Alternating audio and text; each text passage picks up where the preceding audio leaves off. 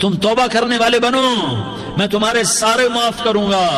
یا عبادی الذین اسرفوا علی انفسہم، اے میرے نافرمان بندو آ جاؤ مجھے منا لو، مجھے راضی کر لو۔ من تقرب الی تلقیتہ من بعید، تم مجھے راضی کرنے آؤ، میں آگے بڑھ کے تمہارا استقبال کروں گا۔ کوئی ناراض، میں کسی سے ناراض ہو جاؤں، وہ مجھے منانے آئے تو میں اس کا استقبال کروں گا یا منہ موڑ کے بیٹھوں گا اور اسے سلواتیں سناؤں گا، جلی کٹی سناؤں گا؟ میرا رب کہتا ہے لیاری کا جو مجھے راضی کرنے آتا ہے میں آگے بڑھ کے اس کا استقبال کرتا ہوں۔ میں کہتا ہوں آ جا میرا بندہ، میں تو کب سے تیرے انتظار میں تھا کہ کب توبہ کرے گا اور میں معاف کروں گا، کب توبہ کرے گا اور میں معاف کروں گا۔ اللہ کو اپنا بناؤ، اس کے در پر جھکنے کے ساتھ ہمارے گناہوں کی حیثیت ہی کوئی نہیں ہے۔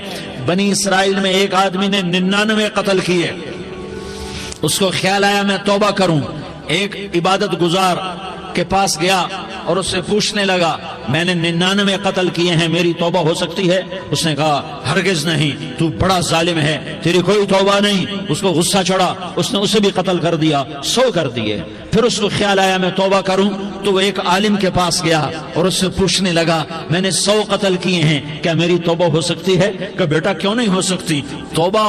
ہائے ہائے ہائے ہائے ہائے، میرا رب ایک مثال دیتا ہے، کہتا میرا بندہ تو اتنے گناہ کر کہ زمین کو بھر دے، اس خلا کو بھر دے، چاند تاروں ستاروں کو بھر دے، اتنے گناہ کر کہ آسمان کی چھت کو لگا دے، زمین سے اٹھا اور آسمان کی چھت کو لگا دے۔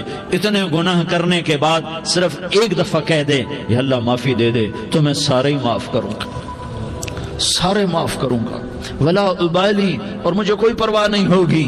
انہوں نے کہا بیٹا گناہوں کی معافی تو یقیناً ہے لیکن توبہ کا ہونا ضروری ہے، تیری توبہ پکی ہونے کے لیے یہ ماحول چھوڑنا ضروری ہے۔ تو یہ بستی چھوڑ کے اس بستی میں چلا جا، وہاں نیک لوگ رہتے ہیں، ان کی صحبت میں تو رہے گا تو تیری توبہ پکی ہو جائے گی۔ اس نے کہا میری معافی ہو جائے، میری معافی ہو جائے، میں ہر کام کرنے کو تیار ہوں۔ بوریا بستر اٹھایا، جو تبلیغ والے کہتے ہیں گھر چھوڑو، لیاری چھوڑو، بستر اٹھاؤ اور چلے کے لیے نکلو، 4 مہینے کے لیے نکلو کہ اپنی توبہ کو پکا کرو، ورنہ ماحول کی گندگی پھر آدمی کو گرا دیتی ہے، پھر گرا دیتی ہے، پھر گرا دیتی ہے۔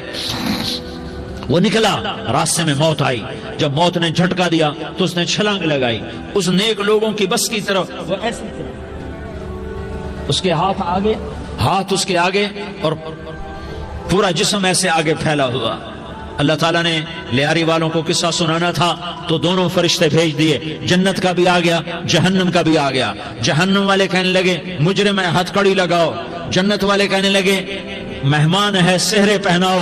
جہنم والے کہنے لگے توبہ ادھوری ہے، ابھی توبہ پکی نہیں ہے، ابھی نیک لوگوں کے شہر کو پہنچا ہی نہیں ہے کہ موت آ گئی۔ اور جنت کے میں کہنے لگے نہیں نہیں نہیں، توبہ ارادے سے ہو جاتی ہے، ارادہ کر لیا توبہ ہو گئی، ہمارا مہمان ہے۔ اللہ نے تیسرا فرشتہ بھیجا، جاؤ فیصلہ کرو۔ کیا فیصلہ کرو؟